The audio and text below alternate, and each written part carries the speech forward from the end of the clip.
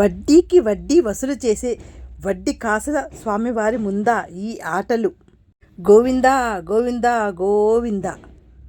కేరళలో కొట్టాయం అనే పట్టణం ఉన్నది.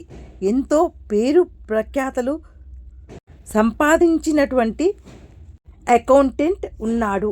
డబ్బుకి ఏమీ లోటు లేనటువంటి అతన్ని పిల్లలు లేదు అన్న చింత మటుకు ఎప్పుడూ బాధిస్తూ ఉంటుంది. దాంతో ఏడుకొండల స్వామిని ప్రార్థించినారు. మగపిల్లవాడు పుడితే తన వేలికి ఉన్న ఉంగరాన్ని ఉండిలోకి వేస్తాను స్వామి అని మొక్కుకున్నాడు ఆ అకౌంటెంట్. ఆయన మొర స్వామివారు విన్నారో ఏమో, ఏడాదికే మగపిల్లవాడు పుట్టాడు. ఎంతో సంతోషించాడు ఆ అకౌంటెంట్. తిరుమల కొండకు వెళ్ళి మొక్కు చెల్లించాలి అన్న విషయము జ్ఞప్తికి వచ్చింది.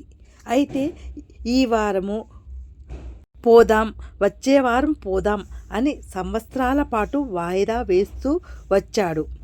ఇంట్లో వాళ్ళు గట్టిగా పట్టేసరికి కొడుకు 5వ పుట్టినరోజు కొండకు వెళుదాము అని నిర్ణయించుకున్నాడు. బయలుదేరే సమయంలో మొక్కుబడి గుర్తుకు వచ్చింది ఈ అకౌంటెంట్కి. చేతివేలికి ఉన్న బంగారు ఉంగరాన్ని చూసుకున్నాడు. మిలమిల మెరుస్తున్న ఆ ఉంగరాన్ని ఉండిలో వేయాలి అనిపించలేదు. ఇంతలో అతనికి మెరుపు లాంటి ఆలోచన వచ్చింది. 5 ఏళ్ల క్రితము దీని విలువ 15,000. ఇప్పుడు దీని ఖరీదు 50,000.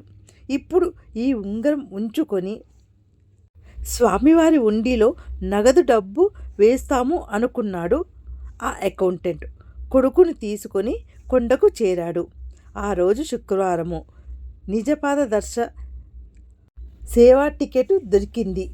అంటే నిజపాద దర్శన సేవ అన్నమాట.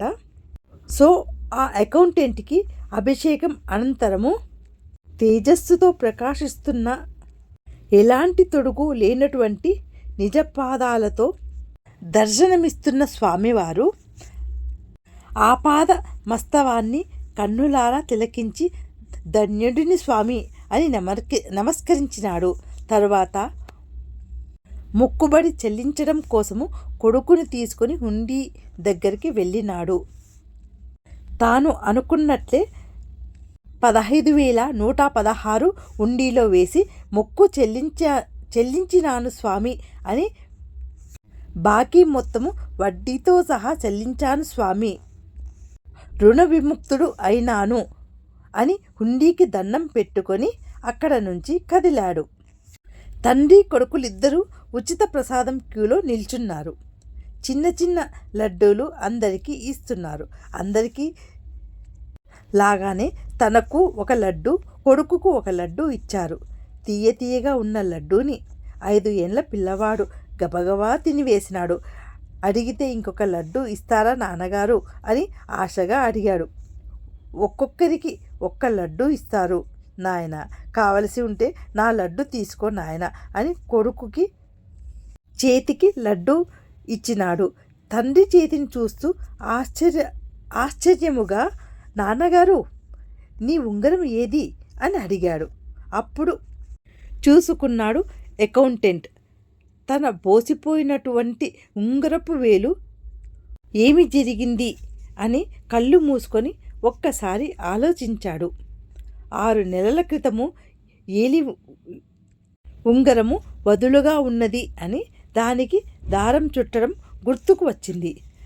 అలాగే వైకుంఠం షెడ్లో కూర్చున్నప్పుడు ఉంగరం బిగుతుగా ఉన్నది అని దారాన్ని తీసివేయడం కూడా గుర్తుకు వచ్చింది. అంటే హుండీలో డబ్బులు వేసేటప్పుడు డబ్బులతో పాటు ఉంగరం కూడా హుండీలో పడిపోయింది అన్నమాట. నిద్ర లేచింది మొదలు రాత్రిళ్ళు నిద్రపోయేంత వరకు డబ్బు లెక్కలతో ఆటలాడే నా దగ్గరే వడ్డీకి వడ్డీ వసూలు చేశాడు అన్నమాట ఆ వడ్డీ కాసుల వాడు అని అనుకొని, అమ్మో స్వామి ఎంత తప్పు చేశాను స్వామి, నన్ను క్షమించు అంటూ తలని ధ్వజస్తంభానికి నమస్కరించి లెంపలు వేసుకున్నాడు ఆ భక్తుడు.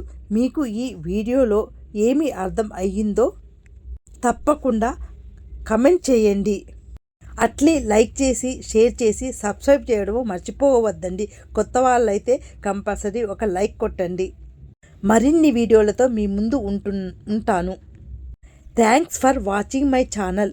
ఓం నమో వెంకటేశాయ. గోవింద గోవింద.